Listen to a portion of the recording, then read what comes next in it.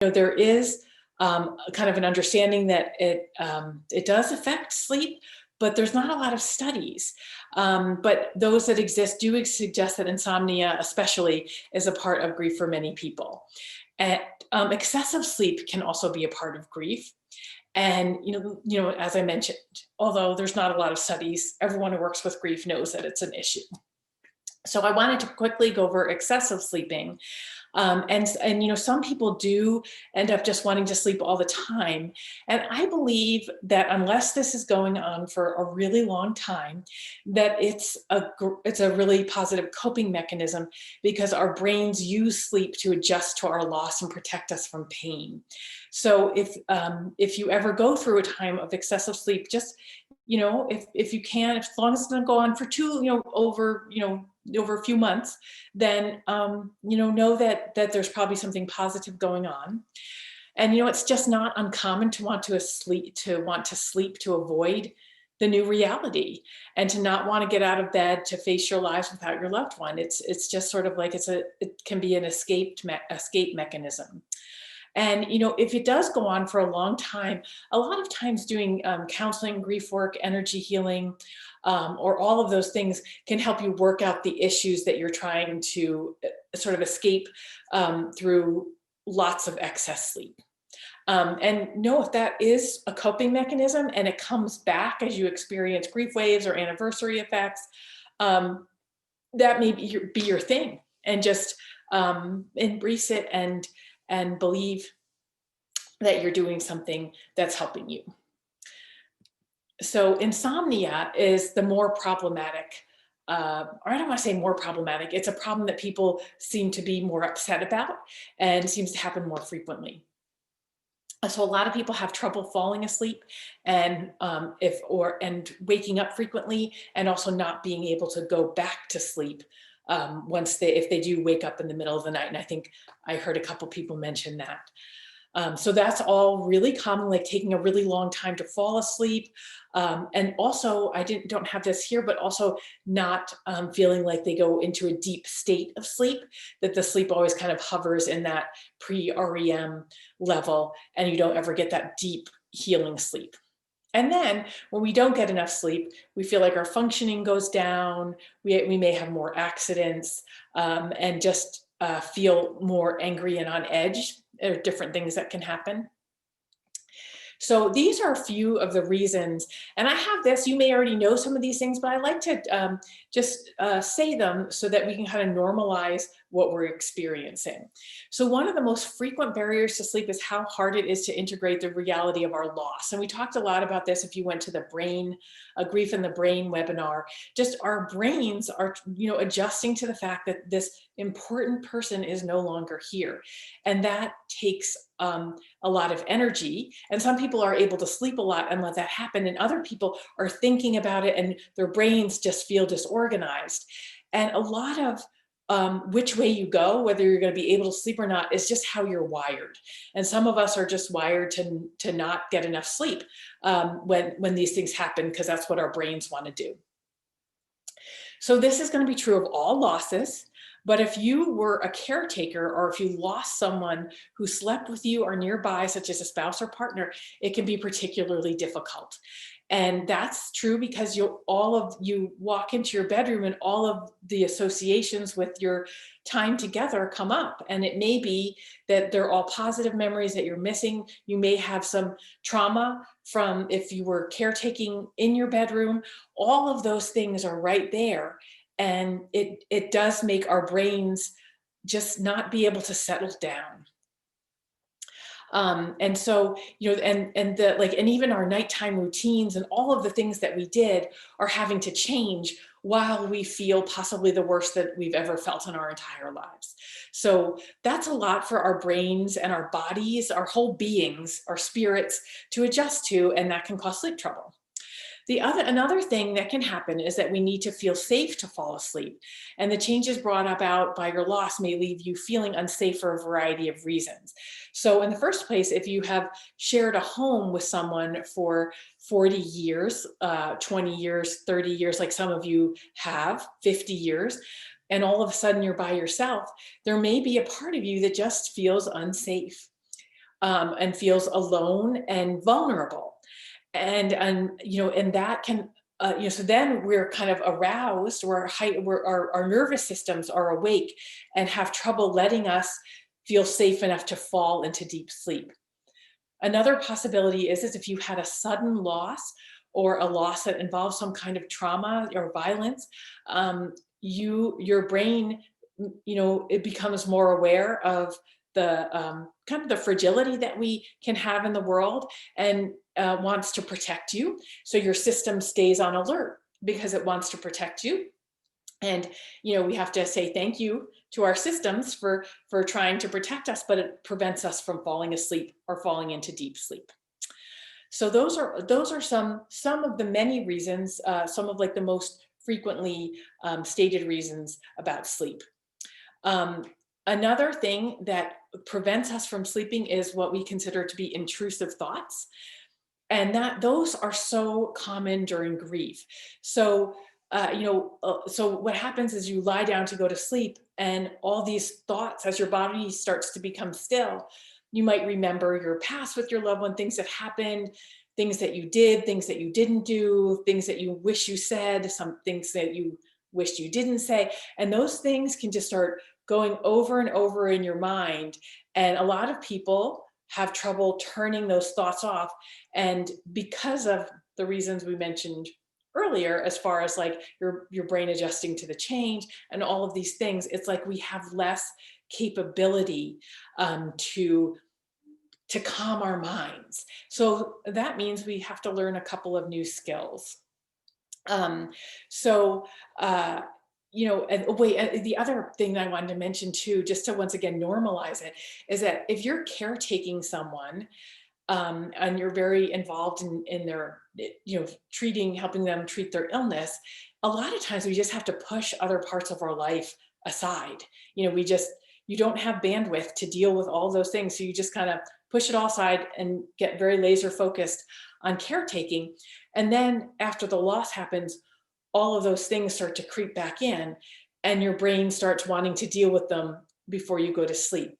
And so that's a real common thing. And we'll talk about some ways to deal with that. We also have new worries after a loss, like what will happen next? What will we do without our loved one? What's our life going to be like? And those things can get us going too. There's plenty of other ones. These are just some of the most common ones. And so one thing that is great is to do counseling or go to one of the grief support groups through Hospice Austin or one of the other organizations, because that helps us get some of those worries out on the table and be around other people who might be experiencing the same thing. And then you're not left alone with the thoughts. So just wanted to make a plug for the counseling and support groups there to help deal with the intrusive thoughts. There is a wonderful acupressure technique for intrusive thoughts, and we might have done this one before. I know if you've been in one of my groups, you've done this with me. And that is to hold your one hand on top of your head. If you want to find the exact acupressure point, you're going to go right to the tips of your ears and go straight up to the center of your head. You're going to place the palm right there. And then you're going to take 3 fingers and you're going to place them in between the eyebrows. And my third eye is like, where your third eye is in relation to your eyebrows, besides being right in the middle, is going to depend on the size of your eyebrows, right? So mine, you just go up and look there's a little depression, a little ridge, and then a depression, and it's right there. If you can't find it, just take your 3 fingers and place them here in between the brows and a little up, and you'll get it with some part of your hand. So we do this, and then we just inhale and exhale deeply. And this can help. It can be almost like a force quit for your brain. Just breathing nice and deeply there.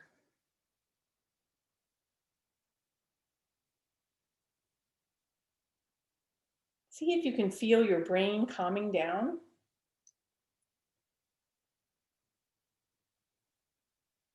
As you do this, you would hold this for about 2 to 3 minutes. If your brain starts going, you can just check this out even during the day. If your brain starts going, you can try this. And before you sleep, this is actually a fairly easy position to hold before you go to sleep. All right, let's release that. You can always go back to it and just take a moment, close your eyes, take a couple deep breaths and notice how that felt.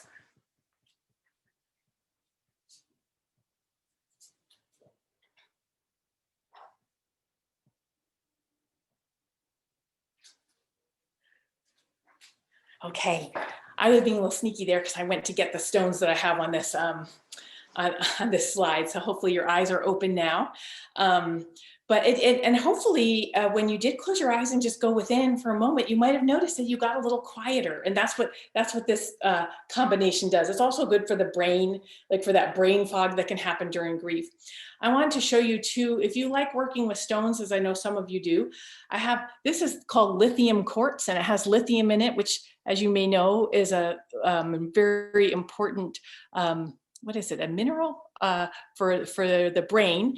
And then I have another one. This piece is way too big. I couldn't find my small piece, but this is blue calcite. And placing one of these before you go to sleep, right on your third eye, can also help. And we don't know exactly why crystal medicine works, but it does. And you can, just have a piece on your bedside stand. And if you don't want to hold it, you can put one of these stones right on your third eye, and that will do the pressure for you. And then they have their own healing benefits. So that's a little something that you can try out, and you can get those stones. I'll send out where you could get those if you were interested in getting some.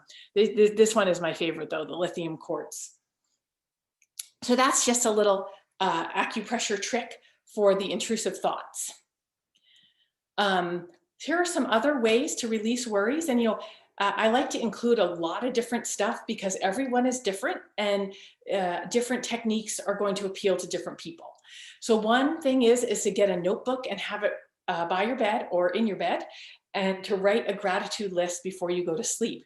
That's going to help change your focus to things that, even if it's like something really tiny, like I'm grateful for water, or I'm great, we can always, if you have pets, we can always put them in there, or whatever it is, but just write a gratitude list and put it aside and go back to it when your brain starts going places where you don't want it to. Another one I really like is to try thought replacement. I like to put my hand on my heart when I do this, and then remember all of the problems that you solved successfully. So this is something for people who are, who start worrying about, how am I gonna do this and what about this? If you can just place your hand on your heart and remember, I did this and I did that, and that worked out well for me, and this person helped me, and I figured this out, and just really, really remember all of the things that you were able to do well. And you can also think of things that you're grateful for. Another way of using thought replacement is to find a mantra that works for you. So a mantra just means a phrase that is repeated repetitively. And it does some nice things to calm the brain down. And they use that, of course, if you've ever done any type of Buddhist meditation or yogic meditations, it's very common to use short mantras. And if you've heard like monks and Christian traditions chanting, those are usually longer, but it's the same principle of where you just kind of shut your brain down by repeating a phrase over and over. So you could do a simple one like I am okay. All is well, and all is well, and all is going to be well. Those are for people who like longer sentences. And just keep on repeating it to yourself. Om Namah Shivaya is one that we use in the yogic tradition a lot, that is just like a surrendering. Everything is going to be okay. I'm surrendering to the divine. You could also do a prayer that you like. Like I sometimes, when I've had hard time sleeping, will sing the prayer of Saint Francis. Or you can also make up one of your own, like peace, love, peace, love. I am safe, I am safe, I am safe. And just repeat this in your quietly or even out loud over and over to yourself. And as soon as your brain starts going over to the worries or remembering something that you don't want to remember, just pull your brain back and start repeating this over and over. And another one is sort of like a game. If you're lying there, you can try and keep your mind clear for 5 inhales and 5 exhales, counting on the exhale. And if your brain is really busy, it's really hard to do, and you won't make it to 5 probably. And so you just go back and try it again and try it again and try it again until you fall asleep. So those are a few things if your brain is super active and won't fall asleep. I also wanted to bring in using binaural music and yoga nidra. So binaural music is this music that goes on, it'll go in one ear and then the other ear. You don't really notice it because they integrate it into music, but it does this thing to the brain where it puts it in a meditative state and can really calm you down. And I have gone through times in my life where I just couldn't sleep. Like even if I did all my special tricks, I couldn't sleep. And using the binaural music would put me into this meditative state. So it was almost like I was kind of sleeping until I could actually sleep. And then yoga nidra is they read, they kind of go through almost like a script, and it goes to like crosses the midline a lot. Like they'll say, you know, pay attention to your right toe, left toe, and they go all the way up the body and then mention some other things. And it takes you through like a guided relaxation almost. But there are specific components to it. So those are two really wonderful tools that you can have that are external. You know, you can bring it in. You don't have to say the mantra or anything. You just have to listen to someone else do it for you. You do need to use headphones, and of course you want to use wireless ones to listen to binaural music because it goes in one ear or the other. And yoga nidra is a guided meditation, so you can just have that on a speaker or something. Now, I wanted to mention that a really easy way to get all of these things is to go to something called Insight Timer. And I'm just going to hold up my phone, and it's, whoops, not that. It's right here. It's got a little meditation bowl. Oh, you can't see because there's a glare. I will send out information on how to find it, but it has this whole library of guided sleep meditations, including yoga nidra and binaural music. And I have my favorite one on there. So that is a wonderful, wonderful resource if you do not have it already. Okay, then another thing that can come up in sleep issues is that when you're so tired that you can't sleep.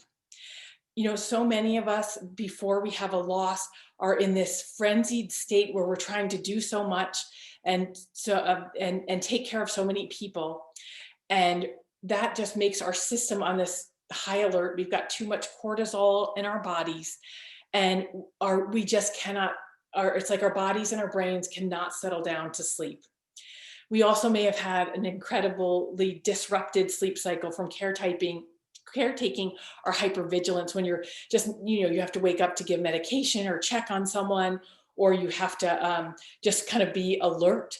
And so, and you know, we can usually pull that off for the time that we need to, but then after we lose someone, then we just kind of crash, but we can't settle down. And it's this really difficult place to be.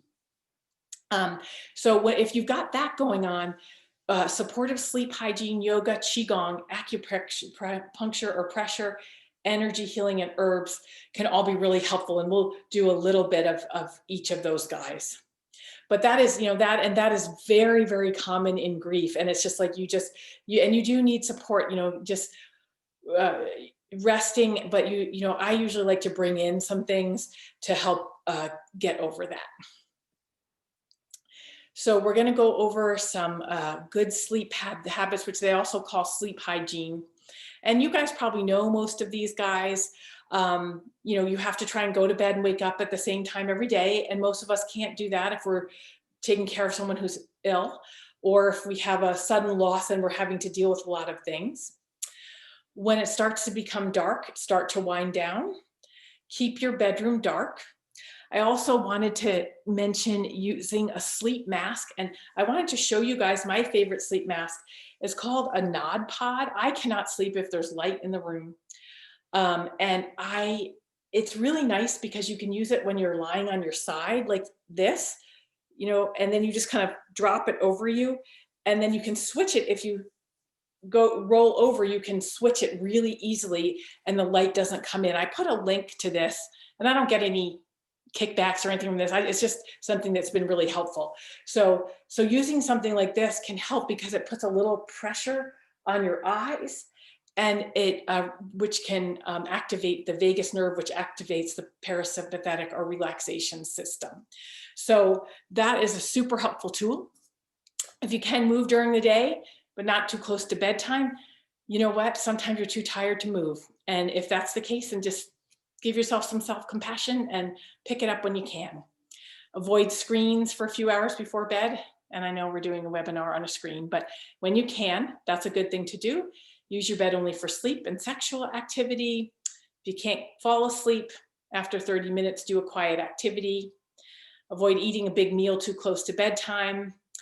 And then, yeah, so some of these things, you can go over them yourself and see which ones make sense. And I want to just also acknowledge that, you know, it's really challenging right now with the pandemic. It's like we're in this like floaty, drifting time, and it's hard to place structure in there if you don't have any external structure. So those are some things that you've probably heard before, and you can go back and take a look at them. Let's move on so we can get to some of the good things. So yes, let's talk about for a minute essential oils for sleep. My two favorites are chamomile and lavender. And of course, if you always want to avoid scents if they had any connection with your loss, so pay attention to that. But these are great to use in a diffuser, put them in a bath, an Epsom salt bath, or place on your third eye. If you can dilute it a little bit and place it on the third eye before you go to sleep, it can really knock you out in a very positive way. So those are my favorites. I'm sure there's lots and lots of different ones that people like, but I just wanted to share my two favorites. And you can look around. I would avoid peppermint. Some people say that that's a sleep oil, but there's all these studies that show that it wakes us up. So I would say definitely avoid that one, but other ones, if they smell good, give them a try. I'm going to quickly go through a couple of supplements. And I'm not a doctor. If you have any medical conditions or taking medications, it's important to check with your doctor because, we don't really know a lot about interactions between herbs and other meds. So, just be really careful and do talk to someone if you are on any other medications or have any conditions like high blood pressure, diabetes, any chronic conditions. But there are very many wonderful supplements for sleep. So here are some of the ones that are most helpful and have the least side effects and interactions. One would be melatonin. And melatonin is something our body produces naturally, and it decreases as we age. And then when we have disruptions in our sleep cycle, our melatonin can get off. So some of the reasons why people don't like it is because they feel groggy, or if you're a very sensitive person, you can have like really crazy dreams or even have like almost like hallucinations, like lucid dreaming. That actually happened to me because I'm really sensitive, and everyone's telling me take melatonin. And I was in South Korea and I took it, and I was like, wow, what is this? Are we sure this is melatonin? Because I was really just lucid dreaming. And I never took it again until a few months ago. I tried it again. And if you do have that problem with dreams or just having it be a little too strong, try taking a baby dose. And what I suggest with that is having the liquid and just taking one drop. And so for all of my sensitive friends out there, one drop may be just what you need. And the same thing, if it makes you groggy, I would say just try playing with the dose and getting the liquid and taking the smallest amount possible. So that's melatonin. Very few contraindications. And if you can get the right dose, it does work for many, many people. It also can positively affect our immune system. So that's a good thing because our immune systems go down in grief. CBD oil is another one. And, that is, kind of a craze right now, but it can help with sleep. And again, I would play with the dose because some people say it makes them feel groggy. I would go ahead and play with the dose. And if you're having inflammation, headaches, things like that, it can help with that as well. Another one I wanted to mention is an Ayurvedic formula that has ashwagandha, holy basil, and gotu kola. This one is especially for those of you who may be experiencing that exhaust. I'm so tired, I can't sleep. All of these herbs have effects that are to help tonify the nervous system, and they support the adrenals. So that is, and good for brain health as well if you have that brain fog. So that's a really nice one. And there's a few different formulas out there. Organic India makes one. I think Gaia makes one. So definitely wonderful if you have high blood pressure, or if you're going through menopause, or for some other reason are getting hot flashes. Ashwagandha can be kind of hot. So those are some things why you might want to avoid that, but you can check it out. And then the other one is there's formulas with an herb called Swanzhao Ren in Chinese medicine. And that formula is especially for those of you who have like heart palpitations, and when you try and go to sleep and just feel like your heart is really broken. And I know everyone feels that way, but if it's combined with the heart palpitations and anxiety, the Swanzhao Ren formulas can be really, really nice and can just calm down that anxiety. Those are just a few. I could have done an entire, 3-hour workshop on different formulas and things that are good, but these are 3 that are pretty good for a lot of people. And you can ask me questions, and I'm going to have a longer handout for supplements. Okay, so that is my information portion, and there's tons more information on sleep, but let's do some things together that will actually help us with our sleep and with relaxing ourselves. And if anybody has a comment or a question, you can throw it in there too. We'll have time for those at the end as well. So let's do some acupressure, movement, and breath work for restful sleep. We already did one acupressure pose, and that was this friend where we had our one hand up here, one hand down there. You can also, I forgot to mention when I showed you guys the Nod Pod, is that one other nice thing about this is that you can put a stone here, and you can put the Nod Pod over it, and it will actually hold it in place. So that is another good thing for this. So, okay, so let's do some acupressure besides that one. I'm going to move my screen down a little bit. Okay, so we have this, or just holding this can be good too. Another great one to do is a point called Heart 7. So to find Heart 7, you're going to go to your hand on the palm side. You're going to go down the pinky finger, and this is all the heart meridian all down here. And you're going to find right on the crease on your wrist below the pinky finger, there's going to be a point here. And if you've had a recent loss or a big loss that you're still in the middle of grieving, my guess is this is going to feel pretty tender. So what we're going to do is we're just going to make some nice circles right here on this point.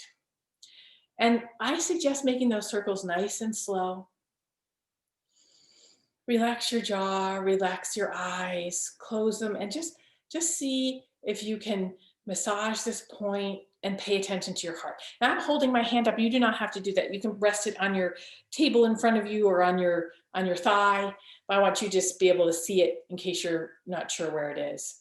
You can also try, does it feel better to you to go up left, down right, which is traditionally more soothing? Or if your heart is feeling really shut down, you could try going up right, down left. Make sure your jaw stays relaxed and keep your eyes really soft.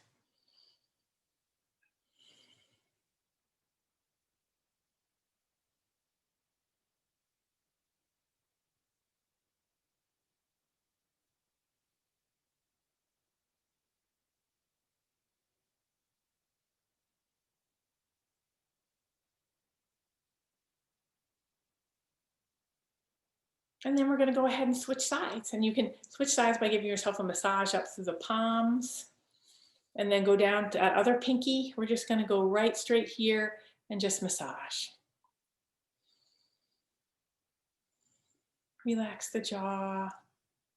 Relax the eyes. And once again, you can play around with which one feels better, up, right, down, left. Up, left, down, right. Just see. And as always, if you're like, I'm not sure where the point is, because you know that can feel confusing. If you're using 3 fingers to massage, you're getting it with something. So just paint with a wide brush. See how that feels.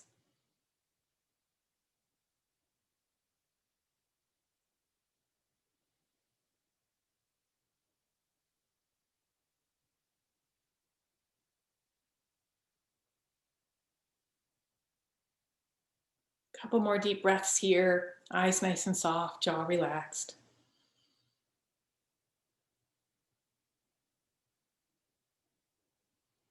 And then release, just shake the hands gently. And then just go ahead and place your hands on the heart. Take a couple deep breaths in and just notice how you're feeling. Did that make you sleepy? Because I'm doing these acupressure points and this is what they're traditionally for, but everybody's different. Was this a good one for you? Just ask yourself that.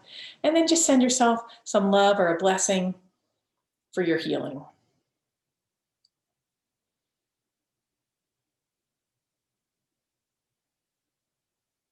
And then we're going to go ahead and we're going to find this point. It's called CV17. It's also known as the Sea of Tranquility. If you've worked with me before, you've probably done it.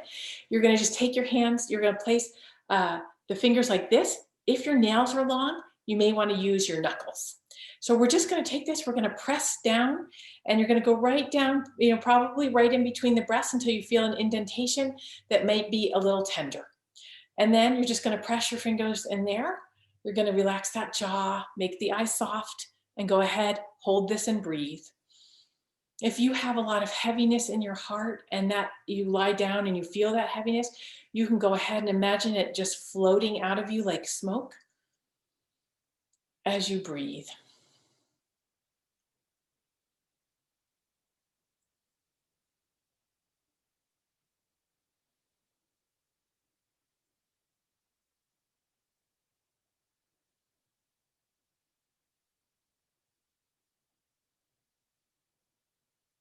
Just holding this and breathing.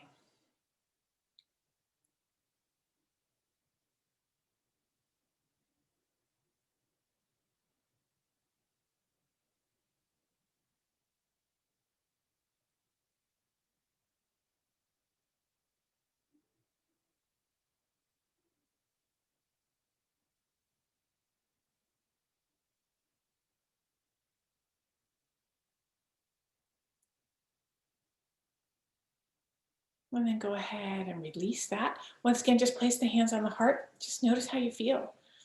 How did that point affect you? And occasionally we'll be doing a point that's supposed to be really great for something, and someone will start to feel a little anxious or dizzy or something. And if that's the case, you can go ahead and just release that point and go back to one that you know that you like. But just notice, how was that for me?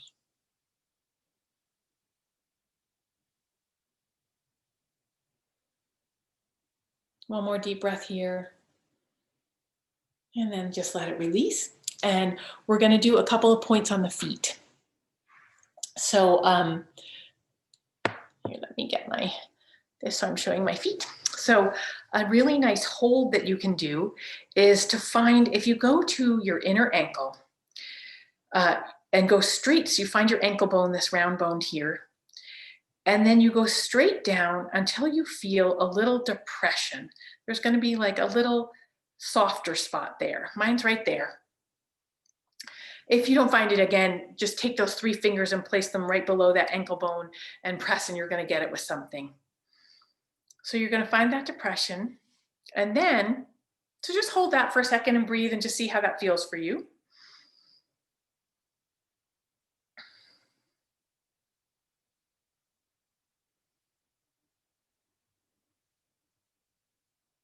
This one's also good for the brain and good for lower back pain and knee pain. So a lot of times when there's a lot of that exhaustion, lower back and knee pain can come in along with the tiredness, and this is your friend for that. So okay, so we've got that one. Then we're going to move to the outer ankle, and you're going to go kind of in the same spot where you're going to go down and you're going to find a soft spot, or hold with the 3 fingers. And this is bladder 62. The other one was kidney 6. So these are both kidney and bladder ones. And those have to do with, on the shadow side, they have to do with fears. And on the and lower back, knee pain, sleep problems. And then on the light side, we've got strength and courage. So just holding this, seeing how that one feels, and then we're going to try and hold them together. So this is hard for me to show, but I'm going to have one hand here below this ankle bone and the other one below the other ankle bone. And your points may be a little bit off to the side instead of right below them. Just look for those soft spots. You can usually feel them. And again, just hold with your whole thumb and with 3 fingers on one side, the 3 fingers on the other side. And we're just going to hold these guys and breathe. So once again, soft face, soft scalp if you can, soft eyes, relaxed jaw.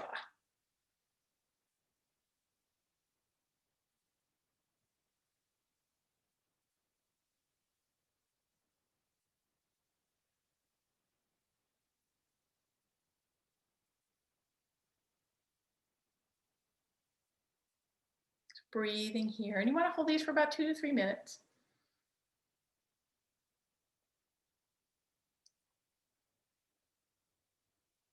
And then we're going to switch. So same thing, we can find that kidney 6 point first.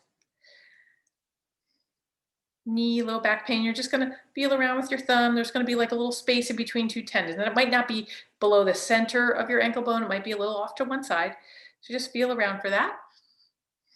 And if you'd like to, if you liked holding both and you remember where it is, it's going to be right below this outer ankle bone too. So if you remember, if you liked holding them both at the same time, go ahead and move right into that. If you're like, you know what, I liked holding just one, then you get to do that. Let's see, I'm going to try and put that there. Yes. Just holding on either side below that ankle bone.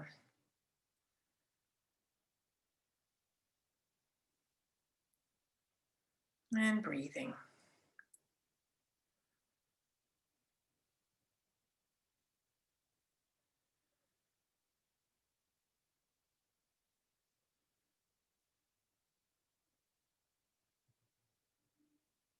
Couple more deep breaths here.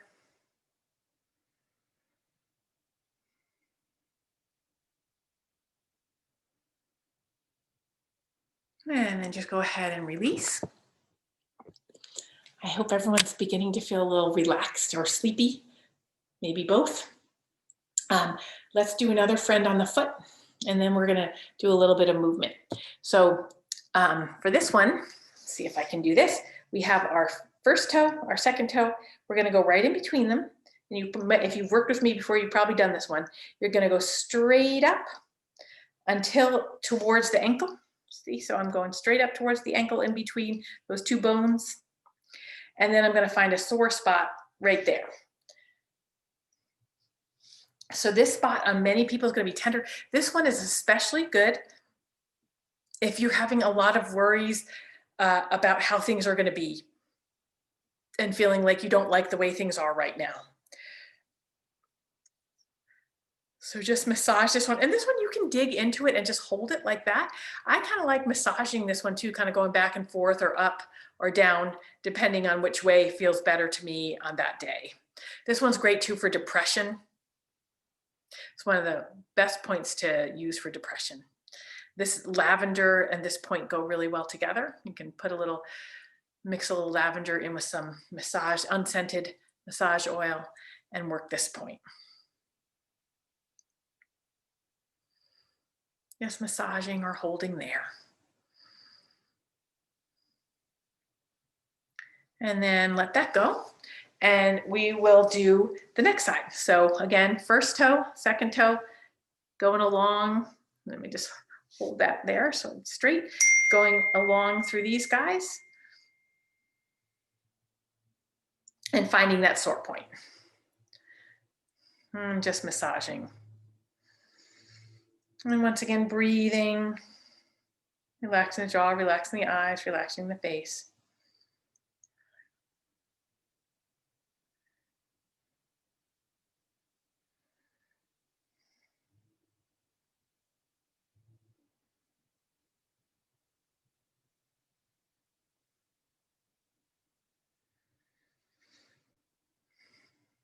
Deepen that breath even more. Maybe this one is a lot less sore on the second side.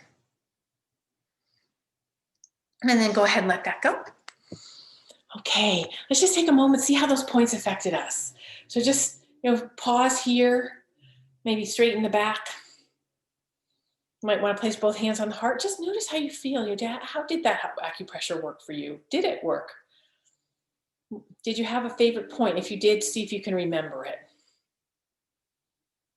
Another deep breath here.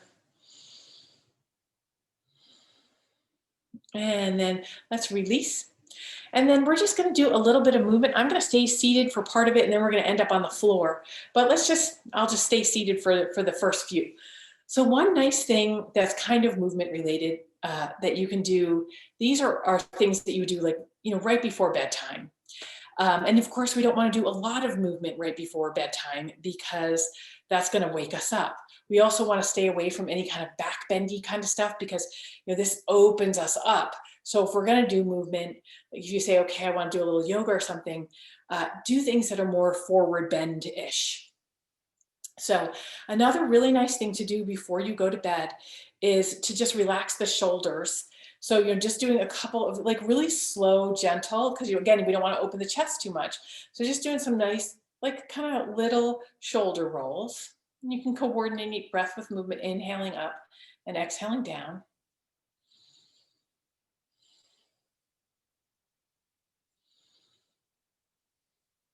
Just a couple of those. And then bring that to stillness. And then just give yourself some little squeezes right here at the necks and shoulders. There's some gallbladder points there where energy can really easily get stuck. So just go ahead and release, just massage there. Maybe I do it slower than what I'm doing. So do some kind of slow squeezes. You might even want to go down the arms, especially if you've been on the computer a lot. Pay a little attention to the forearm and into the hand, and then rub the hands together slowly.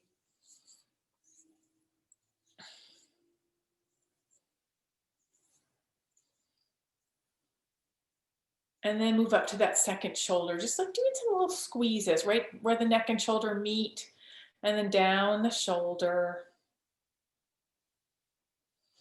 and then on the arm.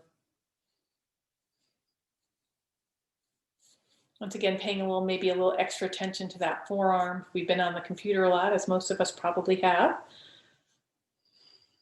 And then rubbing the palms together. Slowly. And then a really lovely thing to do before to go to sleep is to do some circles with your eyes. Because what this does is we have the vagus nerve in our eye and then the optic nerve, and this will help relax it, which will help our whole self relax.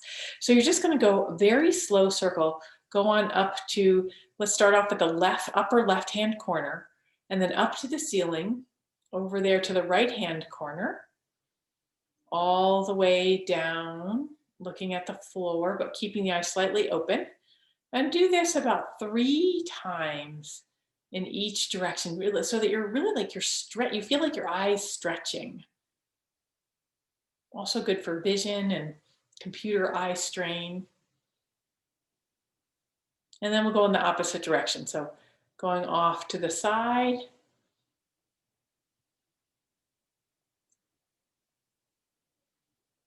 And we're just going to do 3, making sure you really get into those corners, that upper right-hand corner, upper left-hand corner, all the places where our eyes don't normally go.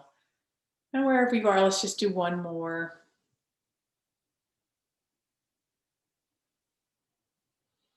And then close the eyes, breathe deeply. Just notice how they're feeling. And then again, pay attention to your whole self. Did that do something positive for you? Is it something that you want to take into your before sleep routine? And then take the hands, rub them together. Bring some heat into the palms, and then just place your the center of the palm right over the eye. And just thank your eyes for all the work they do. Tell them they can rest.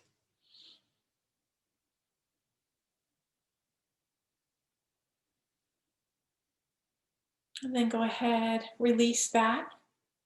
And let's do a little bit of gentle stretching on the floor. So hopefully you have some like a nice soft rug or maybe a yoga mat or something. I'm just going to lie down on the rug here that you can be on, because we want to do just gentle stretching. We already did a little bit of a self massage on our arms, so hopefully they feel pretty good. The next thing we're going to do is lie down on the floor. So just lie on your back, and we're going to try and just stretch out and just wave your legs side to side just to relax that lower back. And then let's leave our left leg bent and just stretch our right leg up. So you can't see my whole leg, I know, but you're just going to grab behind your thigh and stretch that leg up. And you may not even want to make it straight. Just feel a stretch. You can flex your foot. I've got my foot flexed here. Just let that leg stretch out. You might want, if you're super flexible, you're doing a lot of yoga, go ahead and pull it in and straighten the leg. But we're not going for like, I'm really trying to stretch. We're going to like, I want to go to bed released. Wave that leg back and forth.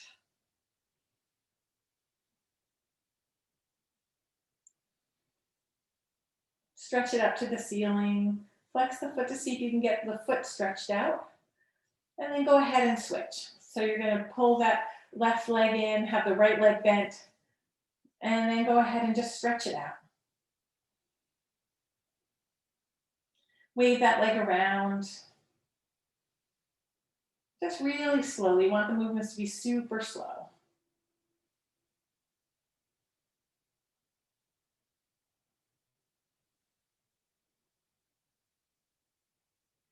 And then bring that in, and then you're going to take both feet, and if you can, bring them up to the ceiling.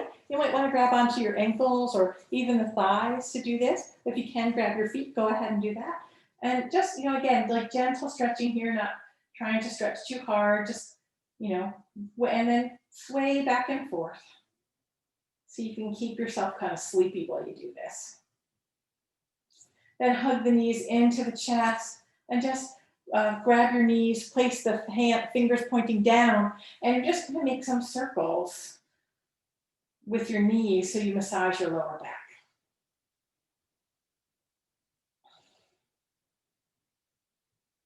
So this is just letting the tension release from your body without getting it moving too much. And then other direction.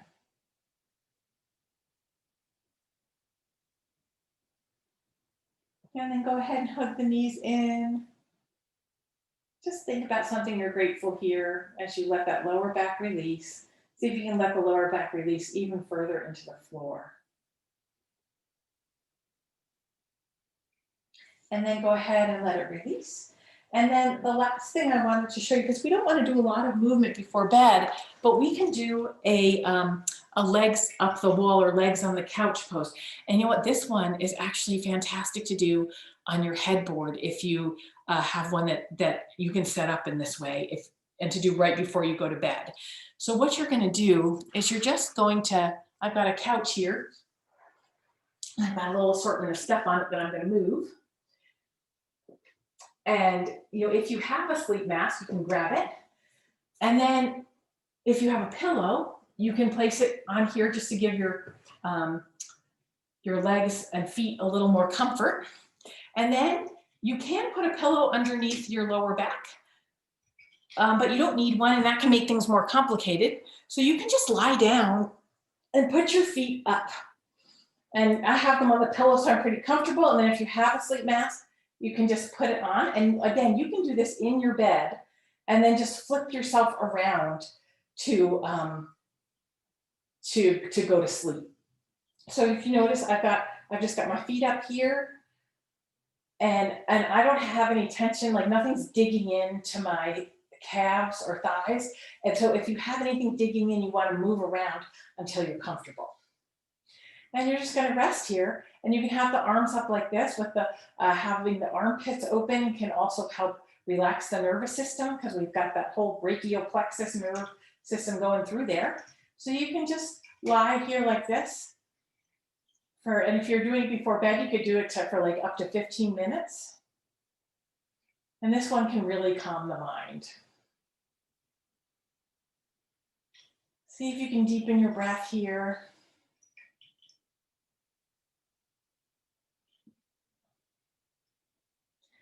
If you're in your bed, you can also stack up a bunch of pillows and put your legs up.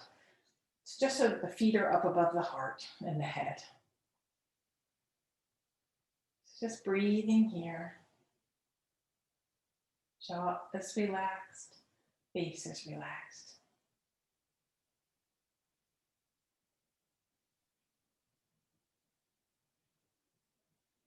Now, if we really were going to sleep right now, we would hold this for longer, but I don't want to get, I know that there may be some of you that need to wake up after this, so let's go ahead and remove our sleep mask if we have it, move the feet back and forth, pull the legs in. Again, if you're getting ready to sleep yourself, you could hold that for 5 to 15 minutes. You can rock back and forth on the sacrum here, and then roll over.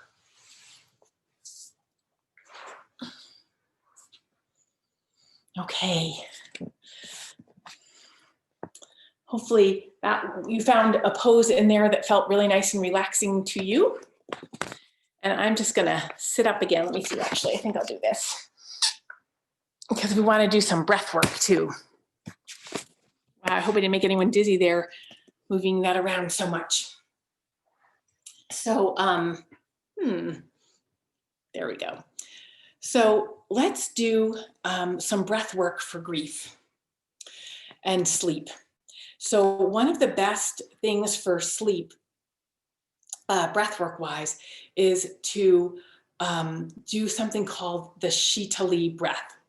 So this one is a cooling breath and it's very relaxing for the nervous system. So what we're gonna do is do that together. So I'm sitting on the floor now, but you can sit on a chair or anything that feels good to you. We just want to have, and you can also do this lying down. So if you are gonna go to bed right after this, you're welcome to do this in your bed. If you are seated, you wanna make sure that you have a nice seat where you can raise your spine. So you just go ahead and rock back and forth on whatever you're sitting on. And then you're gonna inhale, lift up, and exhale the shoulders away from the ears. Align your head with your spine so you can get a good breath in there. And then to do this breath, if you can roll your tongue, you're actually going to stick your tongue out and roll it like that. If you cannot roll your tongue, you're just going to have your lips kind of almost like you were going to kiss someone like this.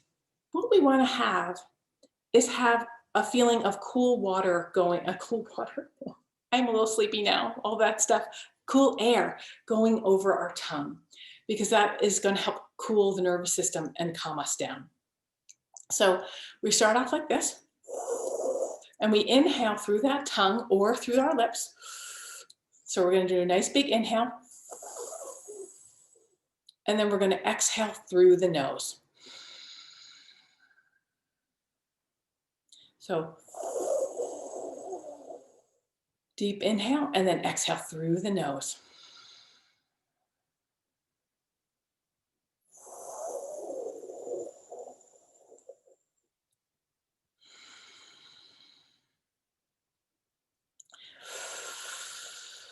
And you should feel, and I know this is a really wonderful one to do during the summer, of course, because of the coolness, but it can cool down your nervous system too when it's running too fast. If you feel like you've really gotten that breath down as far as breathing in through the tongue or the lips and exhaling through the nose, you can try lifting the chin a little bit as you inhale, and then exhale, bring it down. So it's almost like you're doing this big, very slow nod.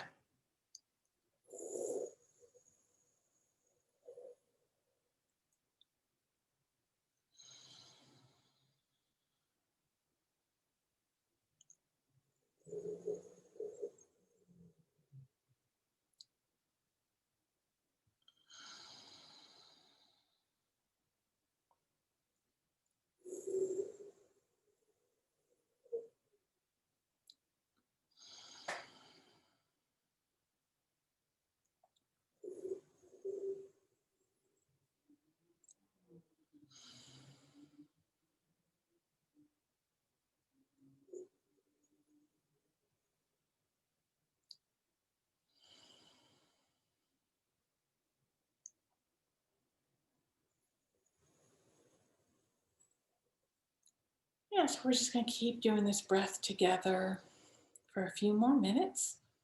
Just feel that coolness.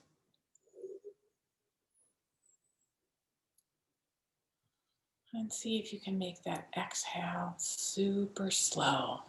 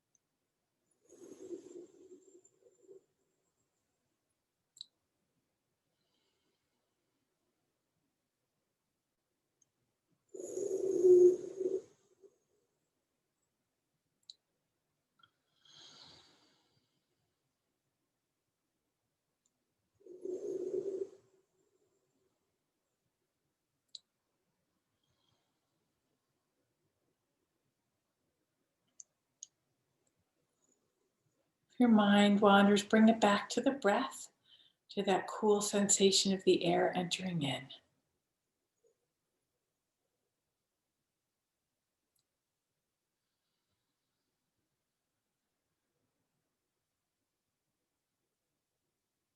See how slow you can make the breath.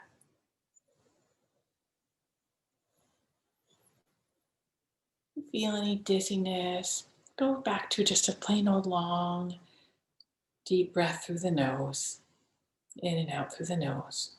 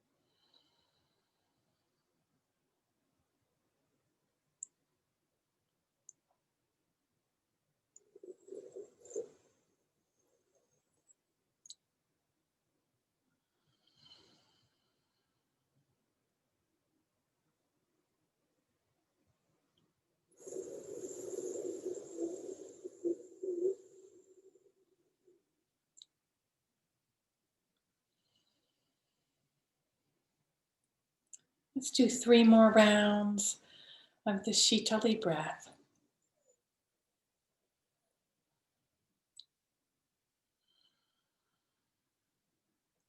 Seeing how slow and deep you can get your breath.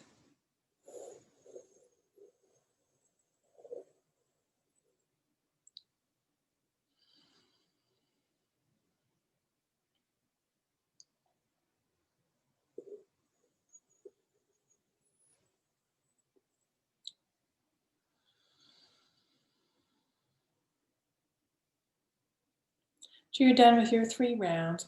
Place one hand at the heart and one hand at the belly. And just go to a slow, deep breath in and out of the nose. And notice how you're feeling.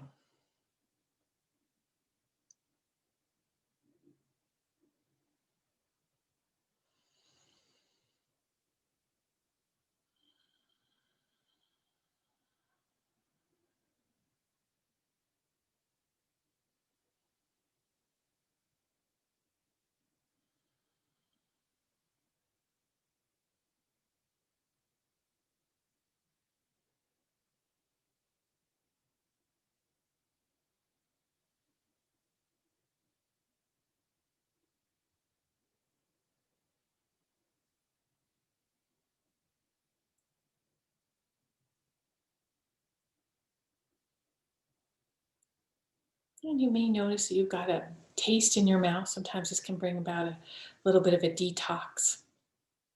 And you might get a bitter taste in the mouth. And in Chinese medicine, the bitter taste is related to the heart.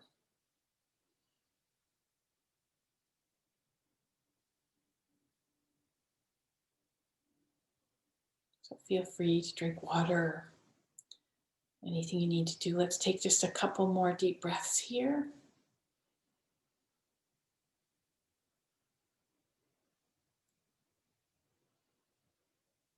You can very slowly lift the head, open the eyes if the eyes are closed.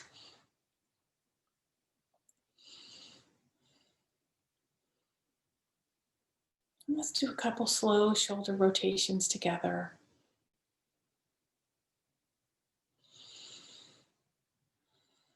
In case you were moving your neck and took any tension.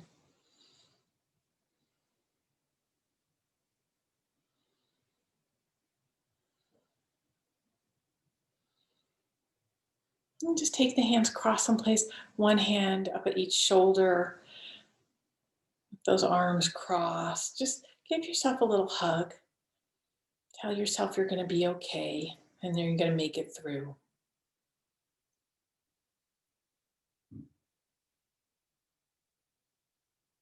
And go ahead and release. And I hope everyone's feeling sleepy. We're going to take a couple minutes. I want to connect. We're all here together. So I want to take a few minutes and connect through our journaling. So, if you are super sleepy, you are welcome to go to bed. But if you can go ahead and grab your journal or your paper and just write down 3 words to describe how you're feeling now.